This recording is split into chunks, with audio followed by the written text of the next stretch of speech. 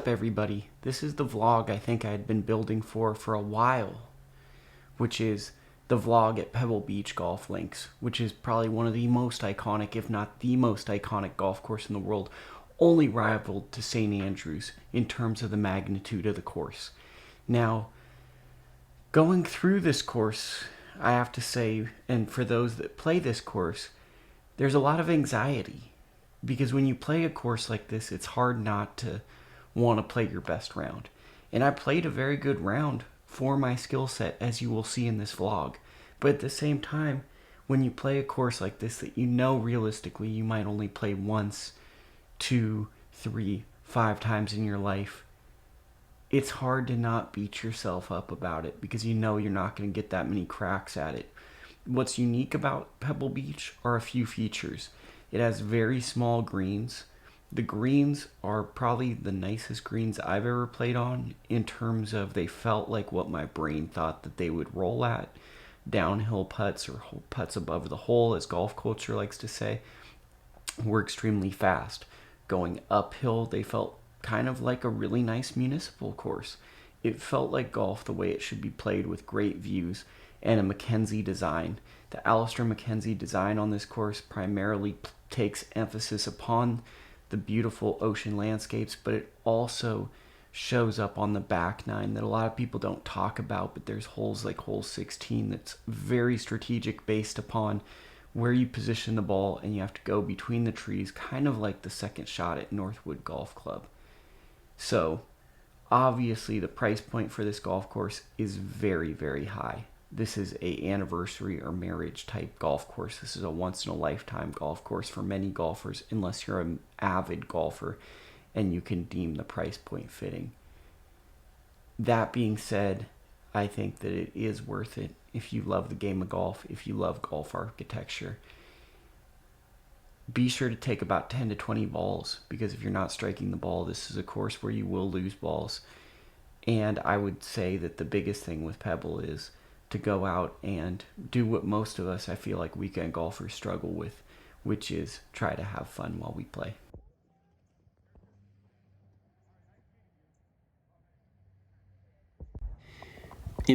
I warmed up for like an hour and a half at Bayonet to hit that opening shot, and I was too nervous to film it, but I turned the corner with a 3-wood, and I felt so good. Left myself a perfect 9-iron into this hole, hit the shot I wanted, and was just below the hole on the first hole at Pebble Beach. And it doesn't get much cooler than this. This is what it looks like walking into it.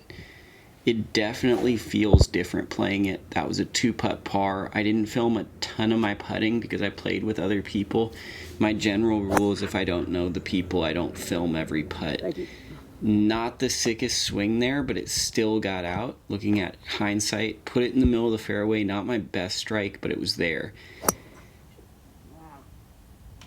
Hit, like, I pulled this 3-wood. I wish I had to film more, but we were kind of running behind.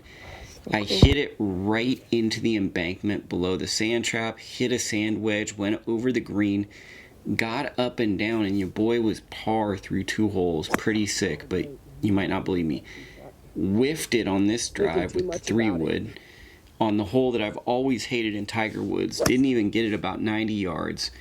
Hit my 2-iron out of the tulips, turned the corner. Let's go. That was a really, really sick shot. I wish I had just taken the 2-iron off the tee there. This is one of the hardest holes in golf for me ever, is the forced draw. And I think that I had a lot of anxiety about this hole because of the green. The green's difficult and it plays to a draw. So when I have a lot of fear around a hole in golf, I tend to do worse. Third shot in here, put it on the green, and to the best of my memory, I 2-putted that, so I got a bogey. This hole was so awesome. Now, I was connecting well enough with my driver on this day. This is a low Hummer, but it barely gets to the fairway, and most people are like, well, you're supposed to bomb it out there. Hey, man, my bread and butter is not driving. Look at how awesome this is. And of course, to be cheesy, I took a photo, and I'm going to include it in here because that's what Pebble's about, kind of like some touristy action. Look at this view. 9 iron, killed it, hit the cut. This is such a sick feeling. And I got it on the green, and I got it super close. Like, I don't know if you can see that. Got it super close right there. My camera does this weird stuff, misses my birdie putt I made. And hey, we'll still take it because I just got my first birdie at Pebble Beach. Vlog is all over the place because, like how the vlog is feeling, that's how I was feeling playing this. Because as I stood, and also this hole plays way different when you play it in real life. It's like way more majestic and magnificent than it feels when you're watching a tour player play it or when you play a video game. This fifth hole to me started the iconic holes.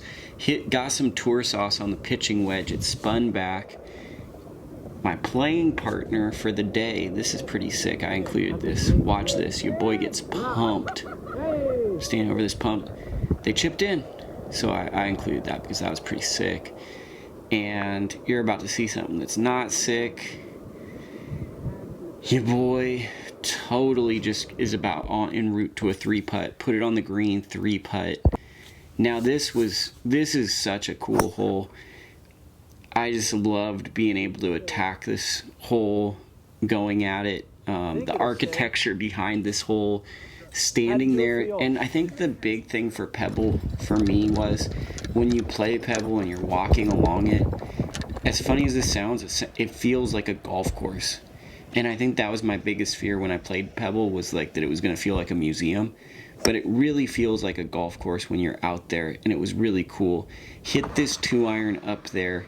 As you can see, look at, I just, like, who cares about my golf shots? This is what the mountain looks like. You really can walk up this hill. It's awesome. Like, you gotta walk this. 2-iron goes to here.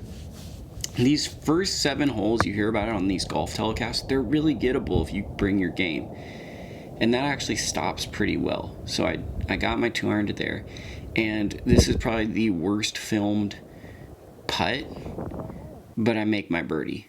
So within 2 out of the 3 holes, I've had 2 birdies. So that's a pretty sick feeling.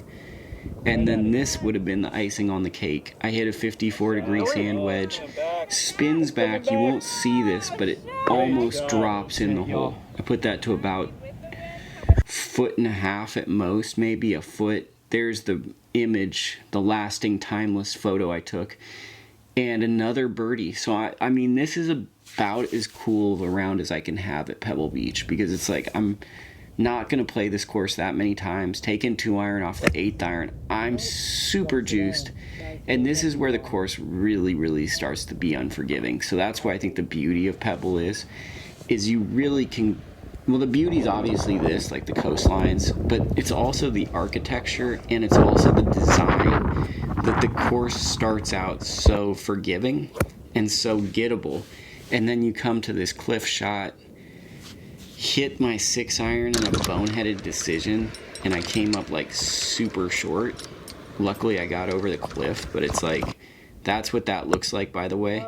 But I was like 70 yards short on my shot. So there's my chip. It looks way closer. I actually got that way above the hole, but I got lucky. So that's where it ran out to. And you're about to see the world's worst 3-putt right here. So I just run this by the hole. That can easily happen at Pebble. And then there you go. So that's what happens at Pebble. And then this is the 9th hole. And this is a hole that I had never really paid much attention to on broadcast or at the US Open. But I found to be a very, very memorable hole. It's a very difficult hole, but I was very, very happy with this hole. So once again, it takes advantage of the California coastline of the Monterey Peninsula, but it also has a super speed zone that it plays with. And as you can see, I blocked it out right. My hands got a little fidgety. Blocked this one out right, but I got lucky, and I'll tell you why. there were some tourists on the beach, and they were there, and they actually kind of kicked my ball back into play. It's not right, but it was definitely tight. So thank you for watching this video. I really appreciate anyone that watches the videos, anyone that hits the subscribe button, likes, shares, and gives it to your friends and stuff. It really means a lot. This is a passion project. This is something that I've always wanted other people to do, and I'm taking the initiative to try it. So any grassroots support or anyone sharing the videos or offering comments or ideas really means a lot, and I'll take those to heart.